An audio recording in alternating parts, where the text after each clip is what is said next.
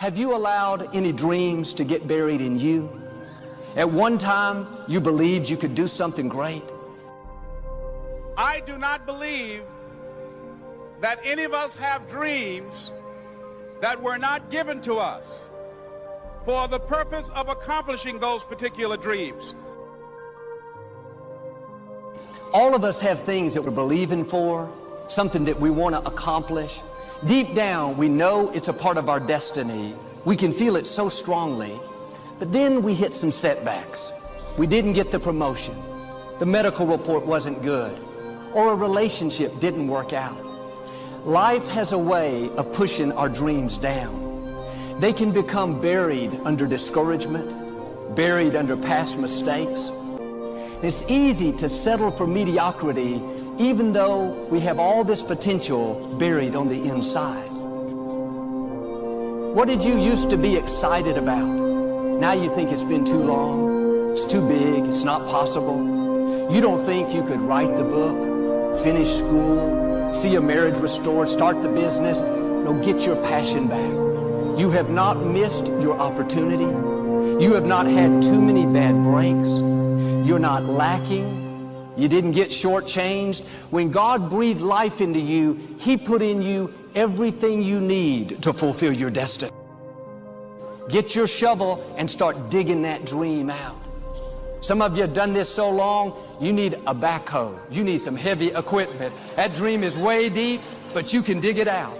You can bring it back to life. It starts in our thinking, in what you're believing, in what you're saying. No more, it's never going to happen. I'll never break this addiction. I'll never live in a nice house. I'll never finish college. See, sometimes we can't say, I can do that. But what we can say, that it's possible that I can have my dream as we run toward it, as we work on it day in and day out. That in the process of working on your dreams, you are going to incur a lot of disappointment, a lot of failure, a lot of pain, a lot of setbacks, a lot of defeats.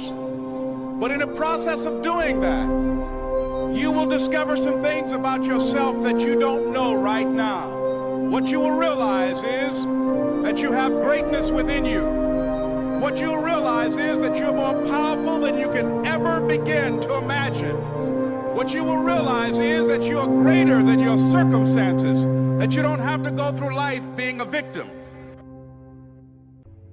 It's possible for you to live your dream. It's necessary that you associate with winners, that you work your system, that you are relentless, that you never give up. It's you. You've got to take personal responsibility. You've got to make it your personal business to make it happen. And you've got to resolve within yourself that I can do this, that it's hard, but you've got to say, I'm the one. When you have a dream, you're going to have some detractors. People will get jealous, try to make you look bad, try to talk you out of it. Say things like, you really think you can get that promotion? You don't have the experience, the talent. I don't think so. Let that go in one ear and out the other. People don't determine your destiny. I say this respectfully, but sometimes your relatives won't celebrate you. Sometimes the people closest to you will be the least supportive. Don't get distracted fighting battles that don't matter. Trying to prove to them who you are, trying to convince them how they should be for you. You don't need their approval.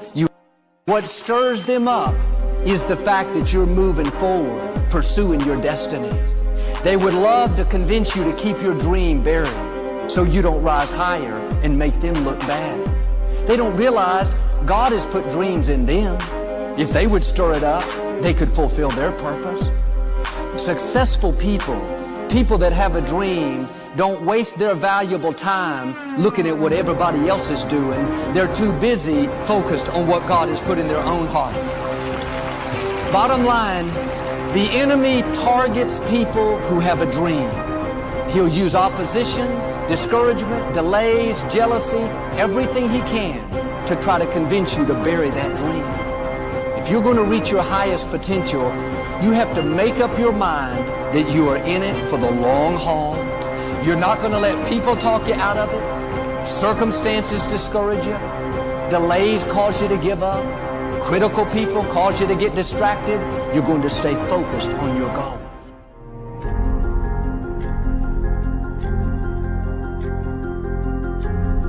There are certain things that will happen in your life that make you pick up the pace, that slap you out of your stupor and say, this ain't no time to cry.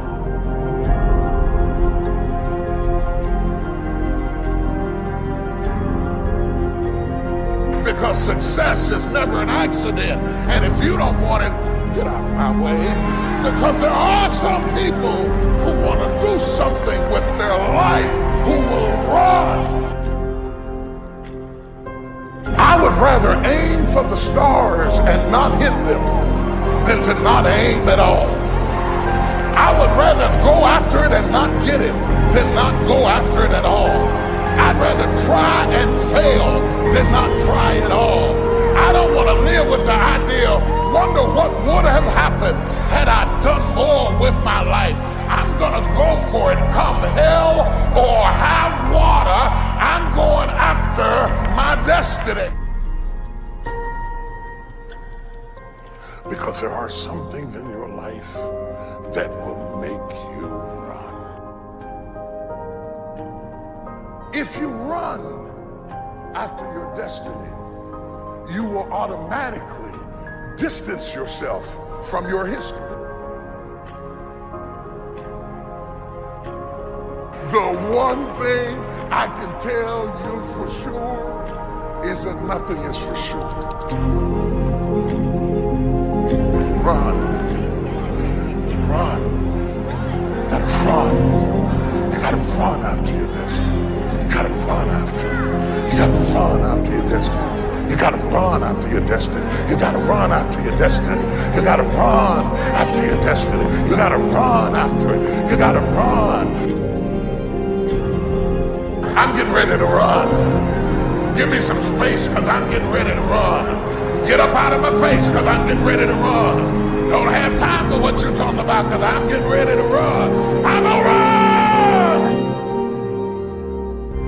I didn't get it till I got to this age, but I'm gonna start running. I messed up junior high, but now I'm gonna start running. I messed up high school, but now I'm gonna start running. The moment you get the word, you ought to run.